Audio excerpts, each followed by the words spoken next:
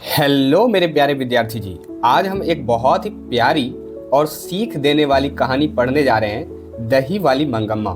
यह कहानी सिर्फ दही बेचने वाली एक बूढ़ी औरत की नहीं है, बल्कि इसमें छिपा है परिवार, रिश्ते और समझदारी का एक बड़ा संदेश।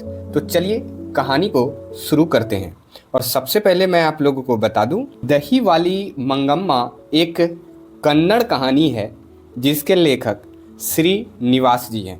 तो सबसे पहले श्रीनिवास जी के बारे में कुछ बातें जान लें, उसके बाद हम लोग कहानी की ओर बढ़ेंगे। जैसा कि आप ये देख सकते हैं, ये श्रीनिवास जी हैं। इनका जन्म 6 जून 1891 ईस्वी में कोलार, कर्नाटक में हुआ था। श्रीनिवास का पूरा नाम मास्ती वेंकटेश अयंगार है। ये बातें आप ध्यान में रखिएगा। और नोट में एक बातें और इम्पोर्टेंट ध्यान में रखिएगा कि दही वाली मंगम्मा कहानी का हिंदी अनुवाद B.R. नारायण ने किया था। अब चलिए हम लोग कहानी की ओर बढ़ते हैं। अब कहानी की शुरुआत कुछ इस प्रकार से है कि एक गांव है, वेंकटपुर गांव, और यहाँ एक बुजुर्ग महिला जो है अपने बहू और अपने बेटे और अपने पोते, इन सबों के साथ जो है इस गांव में रहती है। इसका नाम मंगम्मा है और इसकी बहू का नाम नजम्मा है। बाकी इसके पोते और इसके बेटे का यहाँ इस कहानी में कोई नाम जो है वो बताया नहीं गया है। तो आप ध्यान में रखिएगा कि ये मंगम्मा जो है अपनी बहू और अपने बेटे और अपने पोते के साथ मिलजुल करके रहती है। वैसे मैं बता दूं कि ये जो मंगम्मा है, इसका पेशा जो है वो दही बेचने का है। तो ये अपने गाँव से 3 मील दूर जो है शहरों में, बेंगलोर शहर है, वहाँ जा कर के अपने माथे पे मटकी और दही लेकर के दही बेचने जो है वो जाया करती है। और इसी से इसका जो है पूरा जीवन यापन पूरे परिवार का जो है वो चलता है। इसके अलावा मैं आपको बता दूं कि मंगम्मा अपने पोते से बहुत प्यार करती है और हर दिन जब वह दही बेच करके शहरों से लौटती है अपने गांव की तरफ, तो वो अपने साथ अपने पोते के लिए मिठाई जो है वो ज़रूर लाया करती है। और यहाँ से आपका प्रश्न बनता है कि मंगम्मा अपने पोते के लिए क्या लाया करती थी? तो मिठाई लेकर के आया करती थी।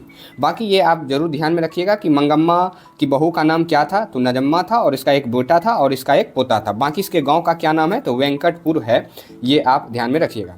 वहीं मैं कहानी की ओर आगे बढ़ूं तो इस तरह शहर की ओर जब मंगम्मा दही बेचने जाती है बेंगलुरु शहर, तो बेंगलुरु शहर में उसकी मुलाकात एक औरत से होती है जिसको वो माँ जी कह करके पुकारती थी। और इनके यहाँ वो अक्सर जो है दही दिया करती थी और माँ जी के साथ ये बैठ करके पान सुपारी जो है वो खाया करती थी, जो कि वहाँ का एक रिवाज था ये खाने का। और अपना सुख दुख जो है वो माँ जी को सुनाया करती थी और कई बार माँ जी भी अपनी कुछ बातें जो है मंगम्मा को कुछ बताया करती थी। तो इस तरह से दोनों में काफ़ी गप सड़क का जो है होता था और काफ़ी तालमेल भी था। तो ये आप ध्यान में रखिएगा कि शहर में वो किन से मिली थी? तो माँ जी से, और वो उनके साथ बैठ करके क्या खाया करती थी? तो पान सुपारी खाया करती थी, ठीक है, और उनको दही भी दिया करती थी। अब इस तरह से सिलसिला चल रहा था। अब एक दिन की घटना होता है, इस कहानी में एक ट्विस्ट आता है यहाँ से, और कहानी कुछ इस तरह से टर्न लेता है कि एक दिन क्या होता है कि मंगम्मा जब शहरों से दही बेच करके आ रही थी, तो उसकी बहू जो है उसके पोते को, जो कि जिससे मंगम्मा काफ़ी प्यार करती थी, काफ़ी दुलार करती थी, वो पीट रही थी। नजम्मा अपने बेटे को, यानी कि मंगम्मा के पोते को, कुछ किया होगा, बदमाशी बच्चा है, अब कुछ किया होगा तो उसकी वजह से पीट रहा था। लेकिन दादी तो दादी होती है। जब दादी यहाँ पहुँचती है तो नजम्मा को कहती है कि क्यों रे राक्षसी, इस छोटे से बच्चे को क्यों पीट रही है? तो इस पोते को लेकर के इन दोनों के बीच जो है काफ़ी विवाद हो जाता है और ये विवाद जो है धीरे धीरे कुछ आगे बढ़ जाता है, यानी कि बड़ा हो जाता है। और यही वजह जो है वो झगड़े का कारण बनता है। और यहाँ से कहानी में कुछ और ट्विस्ट है कि जब ये घटना हुई तो जब मंगम्मा का बेटा आया तो इसके बारे में मंगम्मा ने सारी बातें अपने बेटे को बताया कि तुम्हारी बीवी इस तरह से छोटे से बित्ते भर के छोरे को इतनी ज़ोर से पीट रही थी, क्या ये सही है? तो इस तरह से कुछ अपना सारा बात जो है वो बताती है और मना करने पे हमसे ही ज़बान लड़ाती है वो।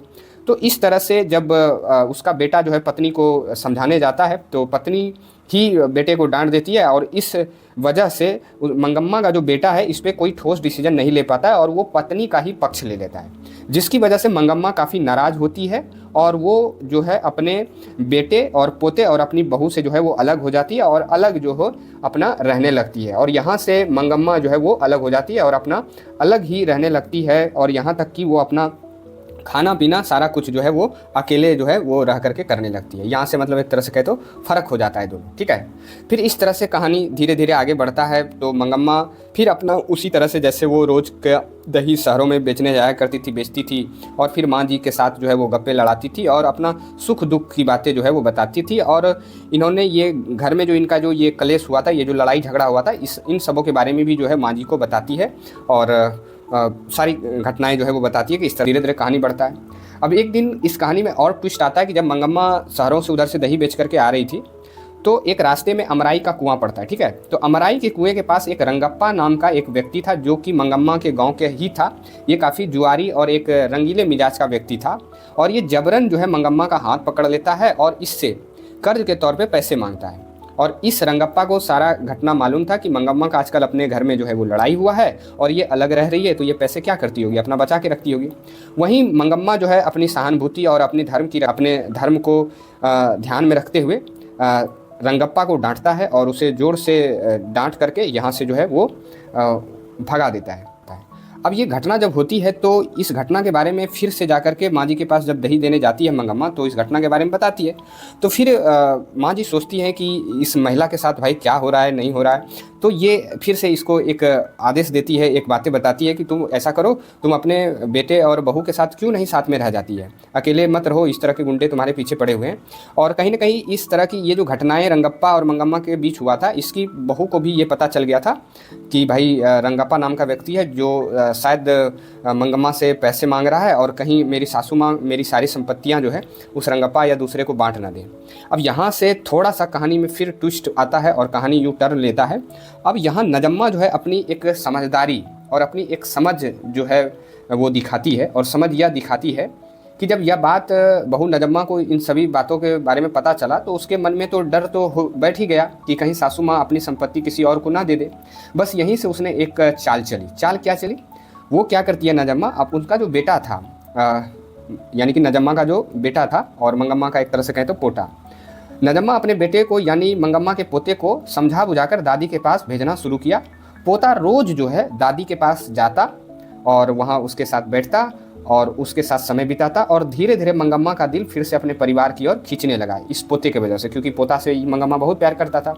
और पोते की एक तरह से कहें तो प्यार और मोह में इस तरह से फंस गई कि फिर एक दिन ऐसा आया कि मंगम्मा जो है इन सारे झगड़ों को भूल करके फिर अपने परिवार, अपने बहू और अपने बेटे के साथ जो है शांतिपूर्वक जो है फिर से मिलजुल करके रहने लगी। और ये सारी जिम्मेदारी जो है, सारा जो इसका जो एक तरह से जिम्मेदारी था, एक तरह से काम था, वो अपने बहू यानी नजम्मा को सौंप देती है और वो उसे शहरों में भी ले जाती है दही दिखाने के लिए कि कहाँ हम दही दिया करते, तुमको कहाँ से देना है।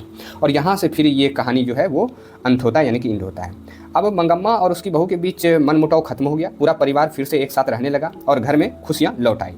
लेकिन यहाँ इस कहानी से हमें क्या सीख मिलती है, क्योंकि जो भी कहानी है कुछ ना कुछ तो हमें सिखाती है। अब यहाँ से प्यारे विद्यार्थियों आप समझिएगा कि रिश्तों में अहंकार नहीं, समझदारी बहुत ज़रूरी है और परिवार को जोड़ने में प्यार सबसे बड़ी ताकत है, ठीक है। और कभी कभी बच्चों का मासूम प्यार भी टूटे रिश्तों को जोड़ सकता है, जो कि आपको इस कहानी में देखने को मिला। तो धन्यवाद बच्चों, अगली कहानी में फिर मिलेंगे।